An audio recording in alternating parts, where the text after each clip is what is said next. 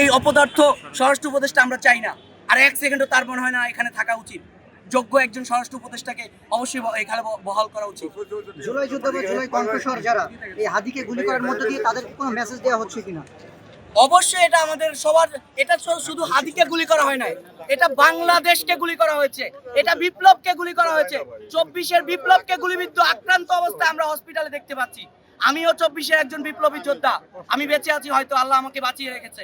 আমিও 26, আমিও মুগ্ধ হতে পারতাম, আমিও আকরাম হতে পারতাম, আমিও আবু সাইদ হতে পারতাম, কিন্তু আল্লাহ আমাকে বাঁচিয়ে রেখেছে।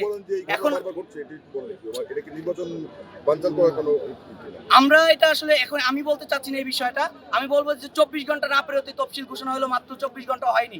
এর মধ্যে আমাদের হাদি যে বিপ্লবী একজন কণ্ঠস্বর, যে একজন মানে বড় একটা দলের বিদ্রোহী বলবো, আমি বিরোধী দল বলবো হাদিকে, সে হাদিকে কণ্ঠস্বর রোধ করে দেওয়া হচ্ছে, তাকে দমিয়ে দেওয়া হচ্ছে।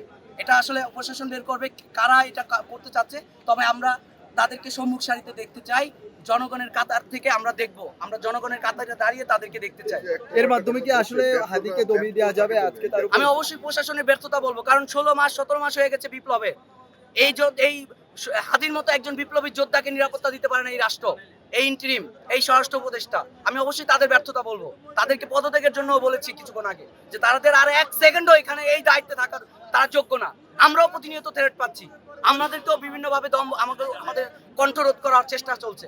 তো এই স্বরাষ্ট্র উপদেষ্টা বা এরা তো কোনো ধরনের পদক্ষেপ নিচ্ছে না। ইভেন আমরা যে আসামিগুলো যারা বিগত কাল যে অস্ত্রের ঝনঝনানিতে আমাদের কণ্ঠরোধ করে রেখেছিল, আমাদেরকে একদিকে বন্দি করে রেখেছিল, গুম খুনের রাজনীতিতে আমাদেরকে মানে দমিয়ে রাখা হয়েছিল, সেই আমাদেরকে আমরা আসামি ধরে দেই, চিহ্নিত করে দেই, সেই প্রশাসন আসামি ধরে রাখতে পারে না, ধরে থানায় নিয়ে ছেড়ে দেয়, ধরে আদালত পর্যন্ত গেলে 15 দিনের পর আবার ছেড়ে দেয়। সেই বড় বড় ফ্যাসিস্টরাই টাকা দিয়ে অস্ত্রধারী সন্ত্রাসকে লেলিয়ে দেয় আমাদের পেছনে। তো আমি অবশ্যই বলবো এটা প্রশাসনের ব্যর্থতা।